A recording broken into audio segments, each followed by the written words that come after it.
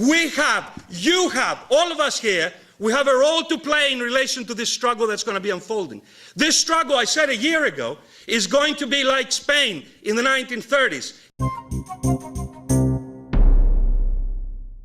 And it traces in pretty compelling detail the development of a well-funded strategy to stigmatize the Muslims in this country. And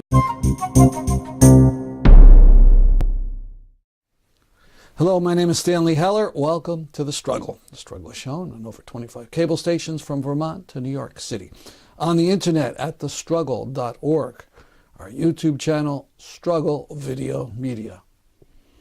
Syriza's big win in the Greek election is featured on the show tonight. Amazing. A party in Europe finally takes on austerity and wins big. We follow that coverage with an interview I did with Professor Robert Riggs about the money behind Islamophobia. And we end with a remark about the movie American Sniper and words from Jimmy Massey, a Marine veteran of the Iraq War. We start with speakers at the New York City event after the Greek election.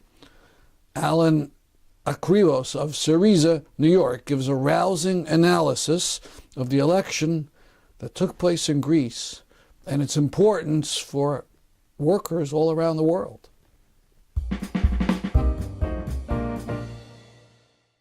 We're truly living through a historic moment. And I hope people recognize and see how important this is it's part of the changing global political landscape. As capitalism internationally is facing a huge crisis since 2006-07, it's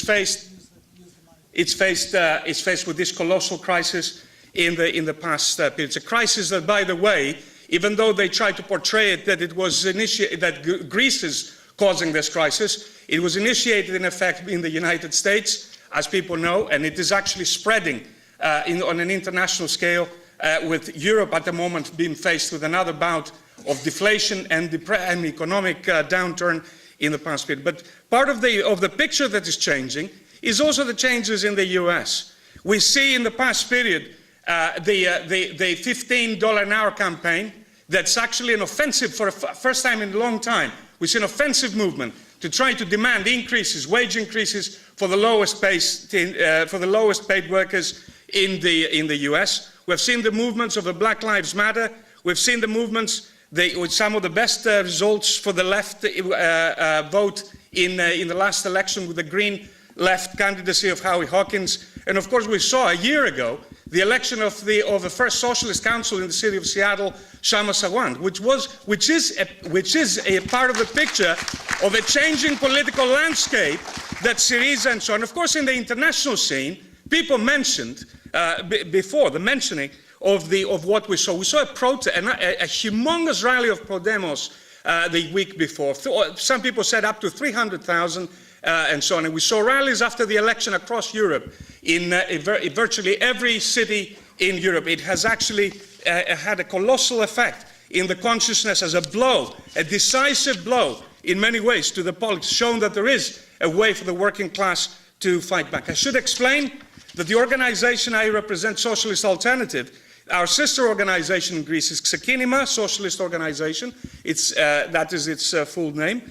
And it's part of the Committee for Workers International. It has initiated, it's one of the organizations that actually is not a part of Syriza, but is affiliated. It's one of the collaborating organizations with Syriza, and has initiated the Initiative 1000, which is part of an effort to unite the left and the movements in Greece as part of the effort of trying to build the forces that will be able to challenge the reaction that is inevitably going to come. And I think that it's part of the effort that is needed. Now, the point about this, I will read a quote from some of the conclusions that we drew from the election of Syriza.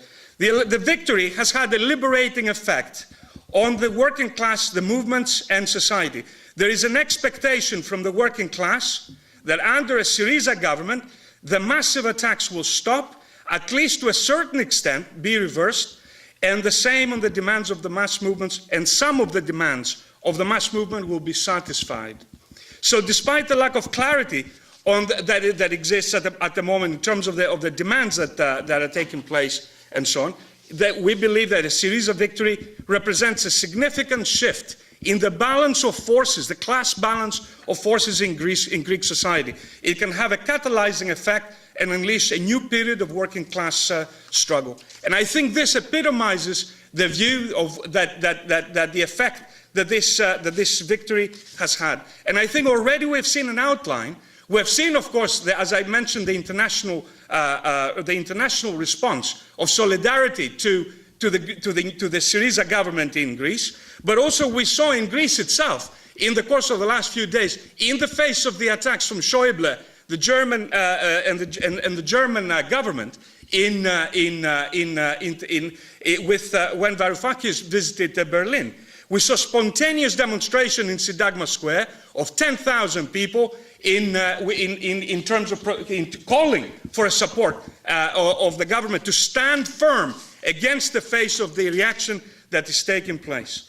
Now, Natasha mentioned the fundamental elements of the program that Syriza has outlined. And I think people have to see that these demands, they're in many ways, they're extremely limited demands. In effect, they're asking for a moderation and limitation to the policy, to the most brutal, barbaric aspects of austerity in Greece. However, even those limited demands are being rejected. In effect, you can see already the outline of a mass rejection on behalf of the European Central Bank. Just in the last couple of days, we've seen the demand returning to the table of even demanding the limit of the increase of the repayment of the debt, which people have to remember, the audacity of these people, that this debt that was supposed to be going away. It started from a few years ago to 125% of the gross domestic product of Greece, and last year it reached 179%. It's the exact opposite, in effect.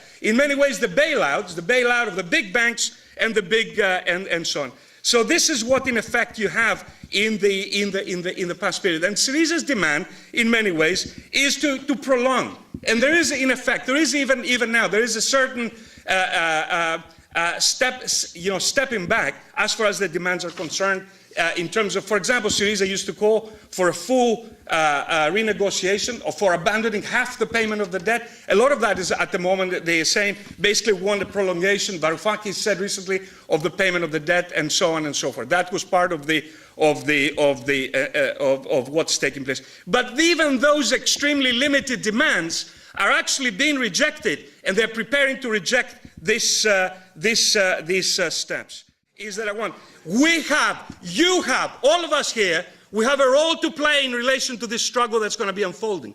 This struggle, I said a year ago, is going to be like Spain in the 1930s. It's not going to be a single event. It's going to be a prolonged struggle. And it's probably going to be accompanied by explosive movements in Spain and Italy and other parts, in Ireland already, where we have seen a huge movements and so on. It's going to need international solidarity. It's going to need all of you to be seen, to be part of building a solidarity, a mass solidarity movement for working people. It's going to demand actions and demonstrations across the world. We'll fight against austerity, and for a socialist Europe, which of course have a massive impact in the consciousness of working people in the US. It's going to open the door to create the similar movements in the next period as well. Thank you. As predicted, German bankers won't give an inch. A confrontation is coming. Yannis Delatoulis supports Antarcia, which is a grouping to the left of Syriza. He talks about some of the reforms that are needed in Greece and warns about the movement of fascists in Greece called Golden Dawn, and urges people to attend the March 21st anti-fascist rally. There is an anti-austerity sentiment that has clearly, not just with the election of Syriza, but if you look at Podemos, Sinn Féin in Ireland, there's fights over privatization attempts of water Ireland. Recently there was an explosive general strike in Belgium.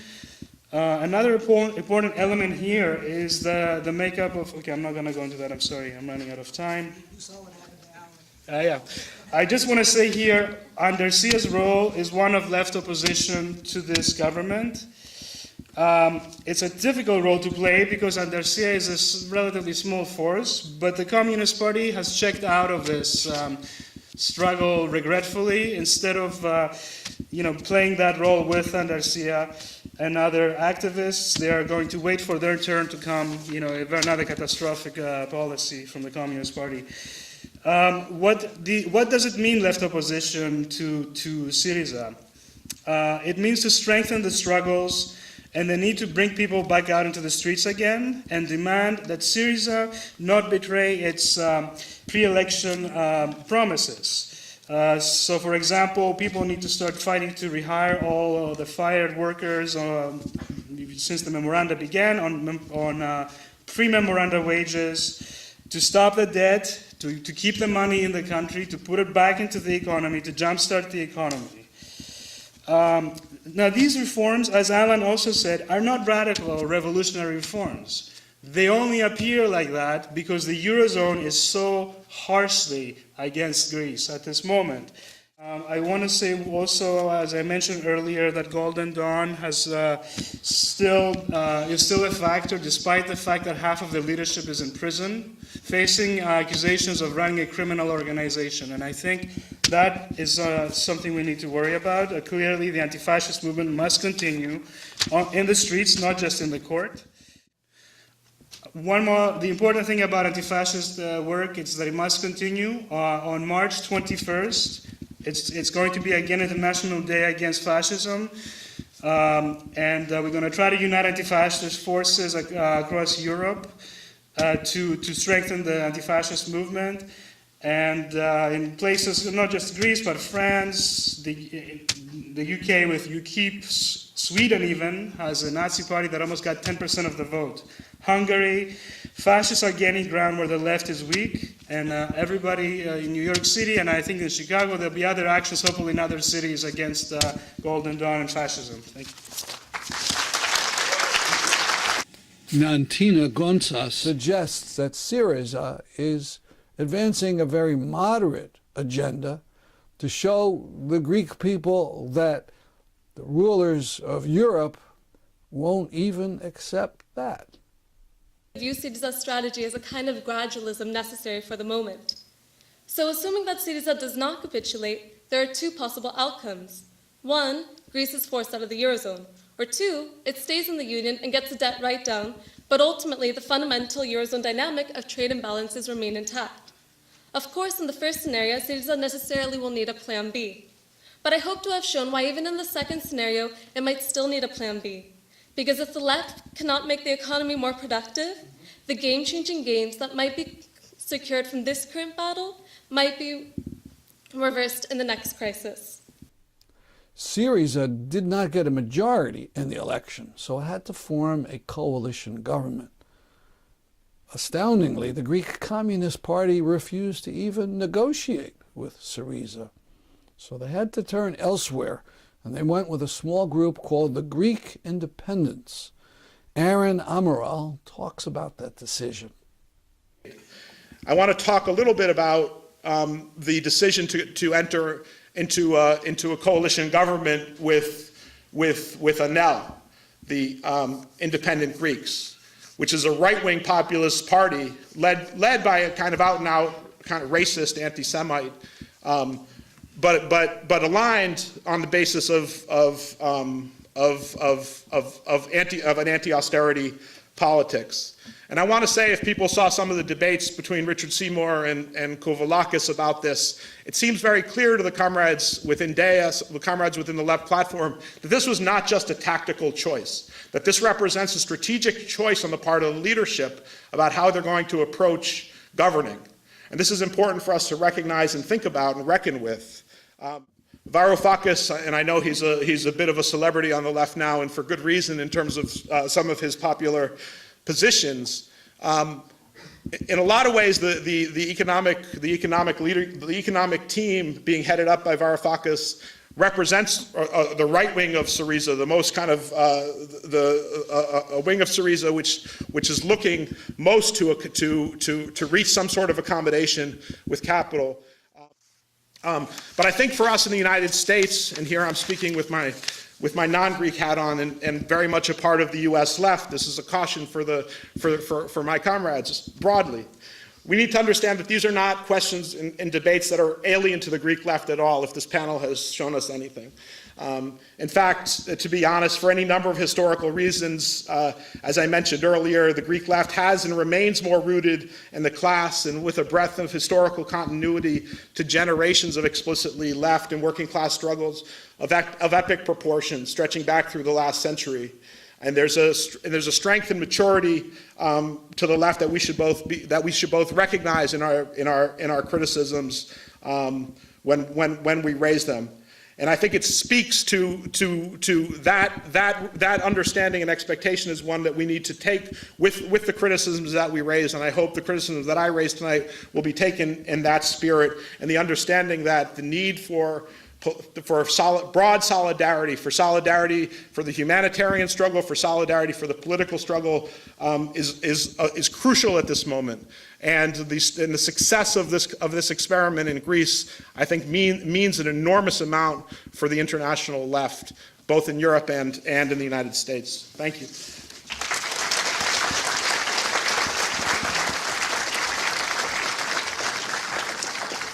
If the goal of the last few weeks was to open up Greek democracy and to show how incredibly unreasonable the bankers are, Tsipras, the Greek prime minister, has succeeded.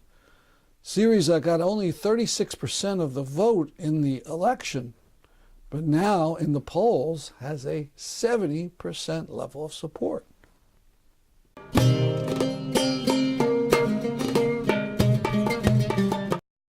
Now, Robert Riggs, professor of world religions and global development and peace at the University of Bridgeport.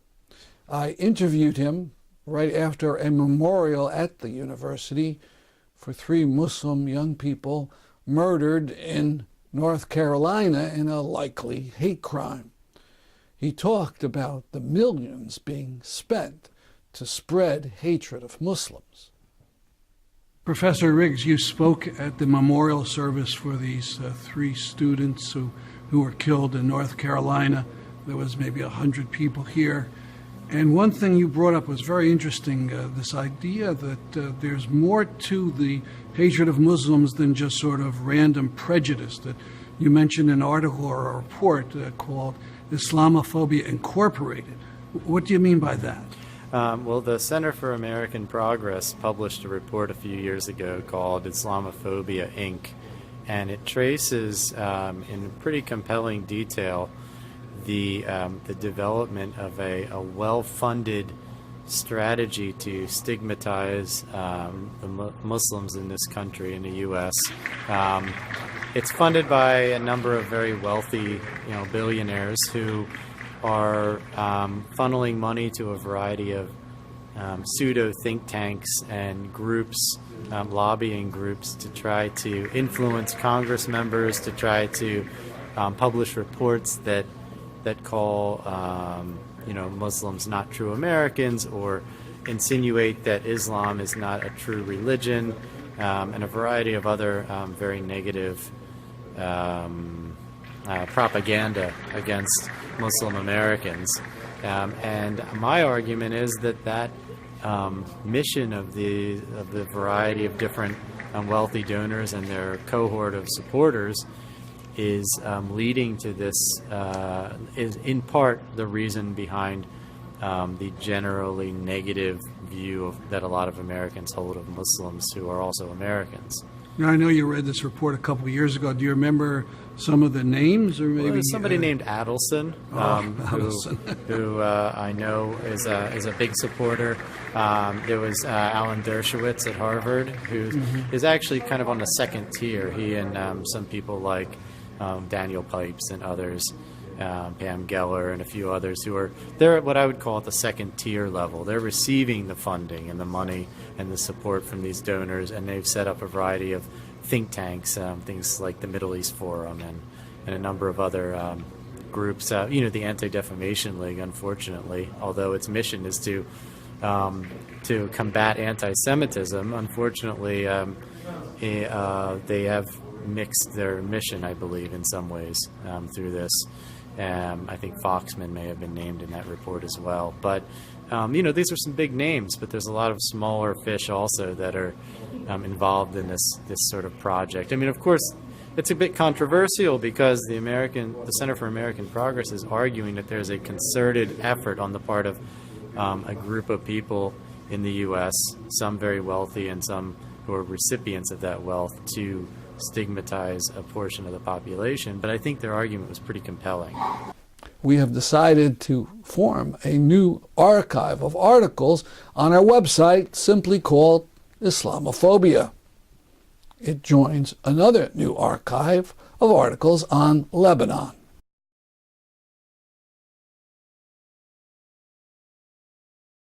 Finally, a little comment about American Sniper. I haven't seen it, but I've read many accounts that say that Chris Kyle considered all Iraqis savages and had no qualms about killing them. This should be no surprise. That's what his officers and government told him. Here's Marine Sergeant Jimmy Massey in 2005 in comments before the New Haven Board of Aldermen. The closer we got to Baghdad, the more intelligence reports that we received saying that the individual Iraqi was a member of the Fedayeen or Republican Guard or some type of insurgent.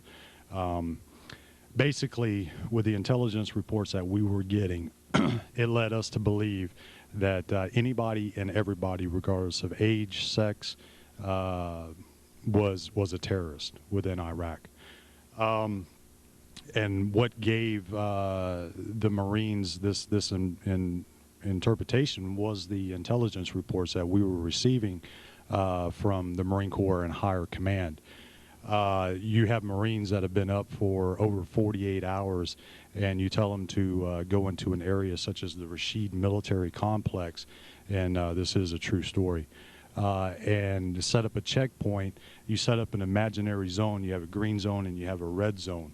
In the green zone, you're telling the vehicle to stop. You're literally putting your hand up in the air. You're telling the vehicle to stop, and then you fire a warning shot. Once that vehicle gets into the red zone, then you are free to discharge your weapon. We discharged our weapon using depleted uranium rounds, and M16s, 50 cals, sometimes Mark 19s. We used shoulder-fired missiles at civilian cars. And each time that we pulled the bodies out, sometimes it was young women, sometimes it was old women, it was little kids, and we found no evidence linking them to any type of terrorist activity, no weapons, no explosives or anything like that in the car. And this happened consecutively over a 48-hour period prior to the fall of Baghdad. My question to you is, how do you tell a 19 to 30-year-old Iraqi male that just witnessed the U.S. Marines execute a child or execute a woman, how do you expect him to not turn into an insurgent? The only person that I could think of that would probably have the moral or the intestinal fortitude not to take retaliation would either be the Dalai Lama or the Pope himself. So the Geneva Convention, it was totally violated. We did not use the Geneva Convention. The rules of engagement, there were no rules of engagement. I just told you what the rules of engagement were.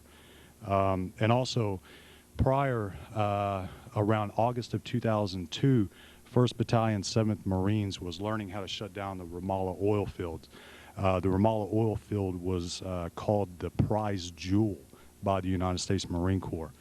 And that was pretty much our mission from the get-go. Once we got past Safwan, was to secure the Ramallah oil fields. When 1-7, I was with 3-7, when 1-7 went into the pumping station, the Iraqis that were manning the pumping station was welcoming them, telling them, hey, come on in, have some food, have some chai, tea. And of course the Marines are running around, pointing their weapons at the workers that were inside. The propaganda that we were dropping on the Iraqis was telling them to keep their shops open, go about their everyday normal routine, go to school, keep the water treatment plants running, or what was left of them. And what we were receiving was totally different. We were receiving information that everybody in Iraq was a terrorist, where they were receiving propaganda saying, hey, we're here just to provide democracy and to help ease the burden of the UN sanctions. I know in my 12 years of being in the United States Marine Corps, one of the very first things that I was taught was the rules of the Geneva Convention. I remember walking around my squad bay the first night that I got to San Diego boot camp for the Marine Corps. Was on the walls as I was walking around, they had the articles of the Geneva Convention, and the drill instructors would make us memorize it. So here I am, a Marine for 12 years, and I'm committing the biggest cardinal sin that I was taught was, the biggest no-no, something that you don't do, is kill innocent civilians. And despite all Kyle's skill at killing and U.S. expertise in high-tech mayhem, Iraq is a disaster, as are all the sites of the U.S. global war on terror. Morality aside, U.S. politicians don't get it. They don't understand the dictum from hundreds of years ago by General Karl von Clausewitz. He said, war is a continuation of politics by other means. You can't just bludgeon people and expect them to do your will. You end up getting a very nasty response. That's our program for today. See you next week at this time. I'm Stanley Heller, and this is The Struggle.